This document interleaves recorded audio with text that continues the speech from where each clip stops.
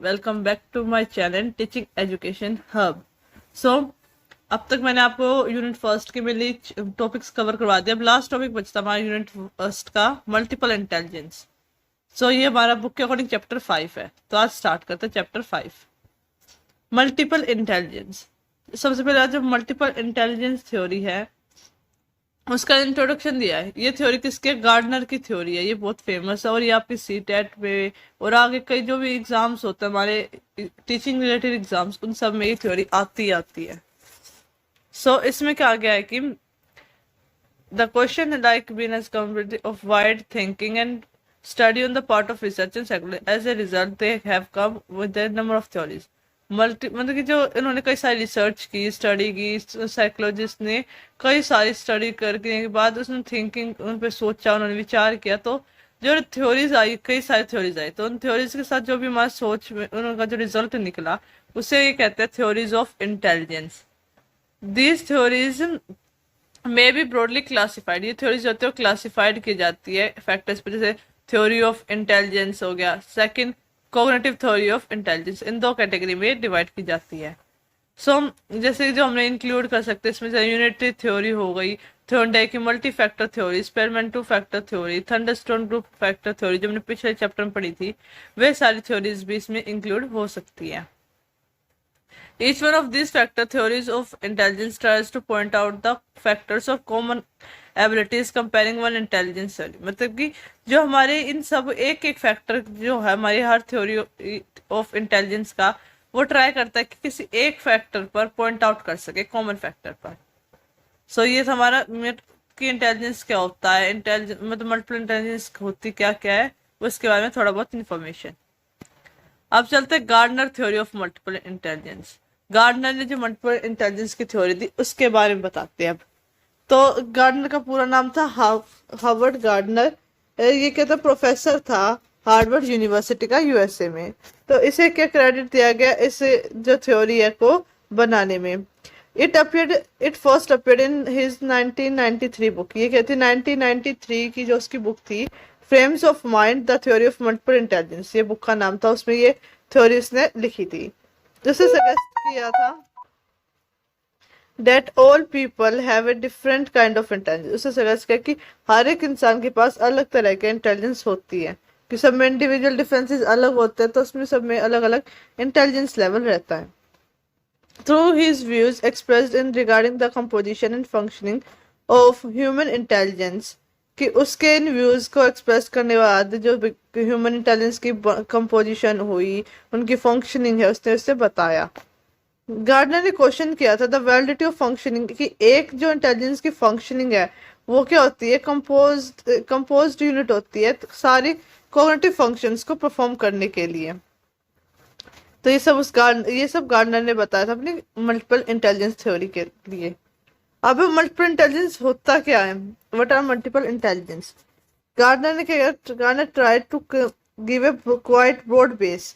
वो इसने क्या, जो इंटेलिजेंस का कंसेप्ट उसे ब्रॉड बेस जिसका कंसेप्ट है उसे ब्रॉड बेस प्रोवाइड करने की कोशिश की थी। उसका it's measurement by providing A multiple frame, और उसका जो मेजरमेंट है वो कई सारे मल्टीपल फ्रेम से प्रोवाइड करने की कोशिश की। उसे सजेस्ट किया जो ह्यूमन इंटेलिजेंस है और या फिर कोग्निटिव कॉम्पिटेंस हो गया, वो क्या बेटर डिस्क्राइब हो सकती है किसी इंडिविजुअल मल्टीपल एबिलिटी के सेट से। अब इसमें क्या थे गार्डनर के, क्या थे कई सारे मल्टीपल इंटेलिजेंस थी जो गार्डनर ने निकाली टाइप्स। तो इसमें 7 टाइप निकाली। पहली लिंग्विस्टिक वर्बल इंटेलिजेंस, दूसरी लॉजिकल मैथमेटिकल इंटेलिजेंस, तीसरी स्पेशियल, चौथी musical, fifth bodily cognitive intelligence, sixth intrapersonal, seventh interpersonal. So अब इन सातों को एक वन बाय वन पढ़ते हैं। तो फर्स्ट है लिंग्विस्टिक वर्बल इंटेलिजेंस।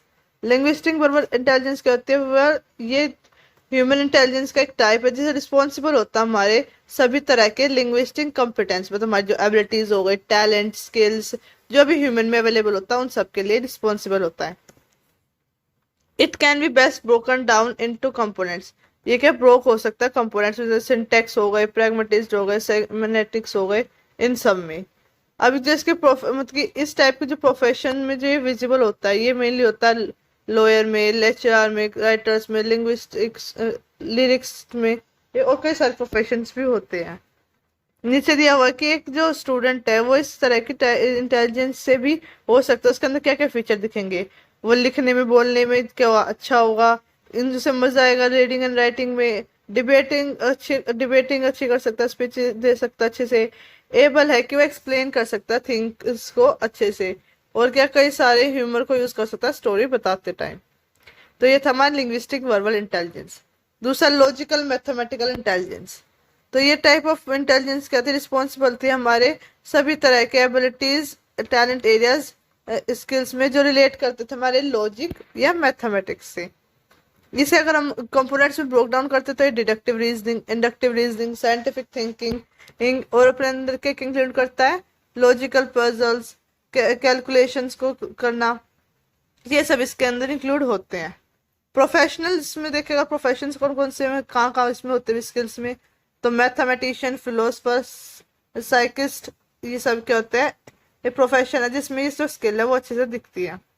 अब एक कोई स्टूडेंट में, अगर स्टूडेंट में कौन कौन से फीचर्स होंगे इस एबिलिटी के, वो प्रॉब्लम सॉल्विंग स्किल में एक्सीलेंट होगा, मजा आएगा उसे एब्स्ट्रैक्ट थिंकिंग आइडियाज के बारे में सोचने में, जो इसकी साइंटिफिक एक्सपेरिमेंट है वो कंडक्ट करना पसंद होगा उसे, कॉम्प्लेक्स कॉम्पिटिशन को सॉल्व करने में मजा आएगा।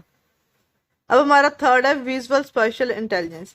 जो ये टाइप ऑफ इंटेलिजेंस है वो कंसर्न होती है उन एबिलिटीज, टैलेंट, स्किल से जो अपने अंदर इन्वॉल्व करे रिप्रेजेंटेशन, मैनिपुलेशन, किसी का स्पेशल कॉन्फ़िगरेशन का, उनके रिलेशन का।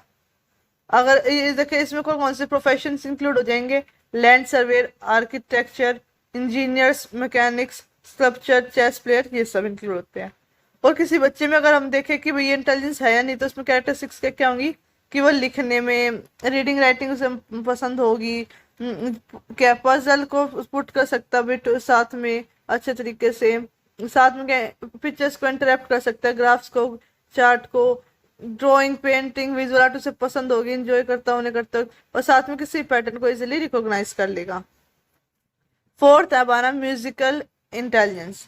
म्यूजिकल इंटेलिजेंस में क्या होता है, ये टाइप ऑफ इंटेलिजेंस है जो कवर करती है एबिलिटीज, टैलेंट और स्किल्स को जो किससे रिलेट हो, म्यूजिक फील्ड से।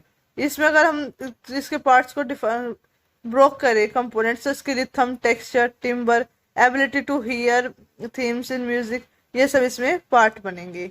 और इसका प्रोफेशन तो आपको पता है, म्यूजिशियन हो गए, लिरिक्स हो गए, कंपोजर्स हो गए, वे सब इंक्लूड होते हैं। स्टूडेंट्स को अगर हम देखें कि कौन कौन से स्टूडेंट में भी ऐसी एबिलिटीज मिलेगी, तो होंगे कि सिंगिंग को एंजॉय करे, प्लेइंग म्यूजिकल इंस्ट्रूमेंट को प्ले करने में, म्यूजिकल पैटर्न्स को रिकॉग्नाइज करे, टोन्स को रिकॉग्नाइज कर ले इजीली, जो सॉन्ग्स को और मेलोडीज को क्या इजीली रिमेम्बर कर सके, rich understanding of musical structure, rhythms और नोट्स की अच्छी अंडरस्टैंडिंग हो।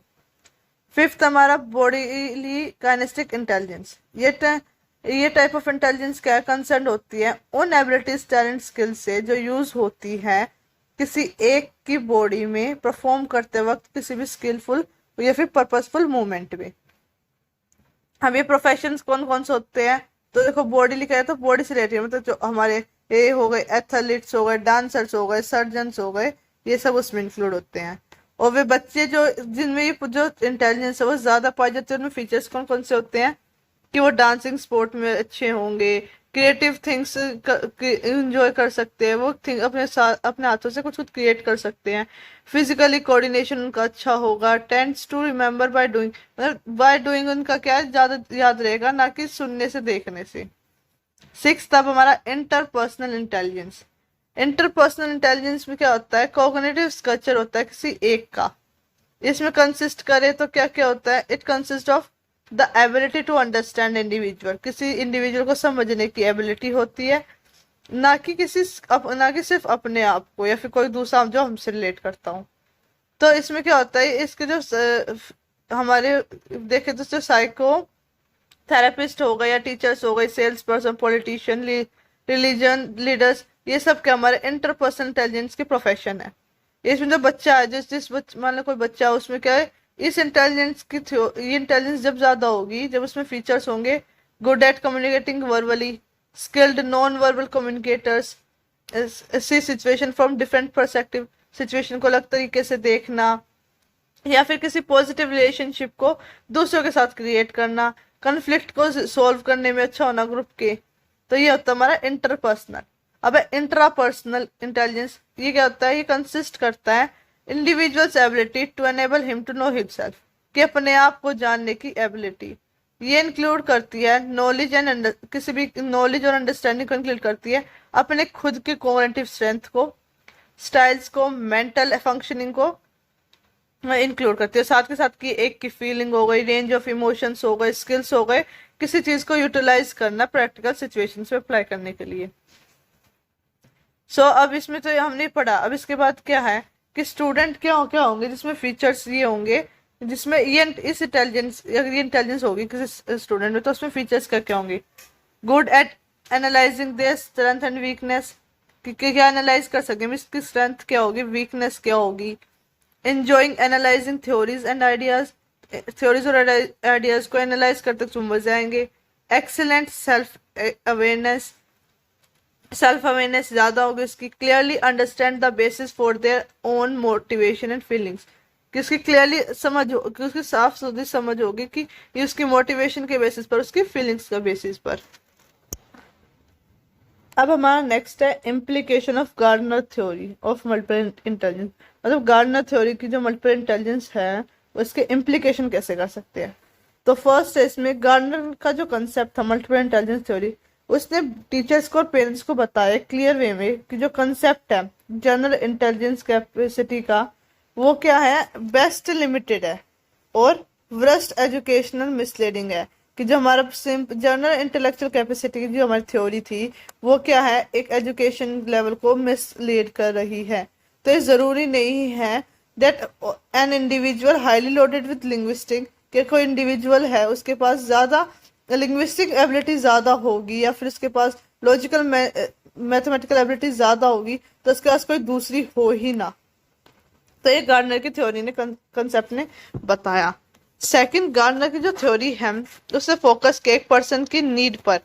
All 8 types of intelligence, need जो एक पर्सन की नीड होती है, हर 8 जो ये 8 तरह की इंटेलिजेंस थी उसके यूजफुल उनकी प्रोडक्टिव फंक्शनिंग में जो सोसाइटी में, उसके लिए भी बहुत फोकस किया उसने। Third, every learner is suppose to have a unique set of multiple intelligence. उसने बताया था कि हर एक लर्नर के पास क्या खुद का एक सेट होता है, यूनिक सेट मल्टीपल इंटेलिजेंस का। Teachers are required to present the subject material a way suited to most और all of the intelligence।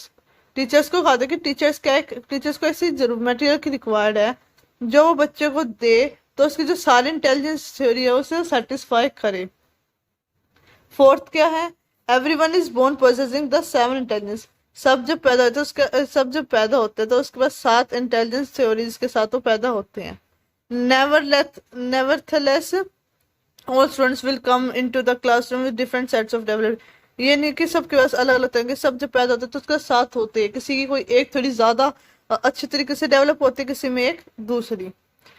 Fifth में गार्डनर की जो थ्योरी से सजेस्ट की है कि चेंजेस लाने हैं बच्चों की सक्सेस में, तो उसने क्या कुछ थिंग्स को कन्वर्ट किया। तो समराइज करके देखो नीचे पॉइंट्स में लिख रखा है। As the education system has stressed the importance of developing mathematical and linguistic intelligence, it often bases student success only on the measured skills। इसमें क्या, जैसे जो हमारा एजुकेशन सिस्टम है वो क्या करता है, स्ट्रेस करके सिर्फ इम्पोर्टेंस देता है वो मैथमेटिकल या लिंग्विस्टिक इंटेलिजेंस को डेवलप करने में। तो इसमें क्या हो, जो बच्चे की जो सक्सेस है वो मेजर कर सकते सिर्फ हम 2 ही इंटेलिजेंस थ्योरी के बेसिस पर। लेकिन जो सपोर्टर्स थे इस थ्योरी के, मल्टीपल इंटेलिजेंस थ्योरी के, उन्होंने बिलीव किया कि अनफेयर है कि जो बच्चा वो म्यूजिकल इंटेलिजेंस उसमें ज्यादा डेवलप हो रखा, तो वो तो बच्चा उसका तो कुछ मेजर ही नहीं कर पाएंगे स्किल्स को कि उसकी क्या क्या सक्सेस हुई उसकी। सेकंड, जैसे एक बच्चा है उसने क्या, एक child do not learn in the same way. एक चाइल्ड मतलब सभी बच्चे एक तरीके से याद नहीं कर पाते, कुछ डिफरेंट वे से करते हैं, कुछ डिफरेंट वे से करते हैं। तो क्या है उनके जो, तो उन्हें सब क्वेश्चन नहीं कर सकते हम एक यूनिफॉर्म फैशन से। तो सेम क्या कहते हैं, इंपॉर्टेंट होता है टीचर के लिए क्रिएट करे इंटेलिजेंस प्रोफाइल्स को हर एक स्टूडेंट के लिए उनके अकॉर्डिंग। थर्ड, ट्रेडिशनल टेस्ट, मतलब जो हमारे पुराने टेस्ट चले आ रहे हैं, तो traditional test require student to show their knowledge in a predetermined manner. Traditional test को क्या जरूरत पड़ती है कि जो बच्चे हैं वो शो करें अपनी थ्योरी, अपनी नॉलेज को एक प्री डिटरमाइंड मैनर पर जो सपोर्टर है वो कहते थे कि एक better approach to assessment is to allow students to explain the material in their own way using the different intelligence. कि जो अप्रोच हमें क्या, जो बच्चों का असेसमेंट करवाने के लिए अप्रोचेस का यूज करना चाहिए ताकि बच्चे क्या एक्सप्लेन कर सके अपने खुद के तरीकों से, अलग अलग इंटेलिजेंस से।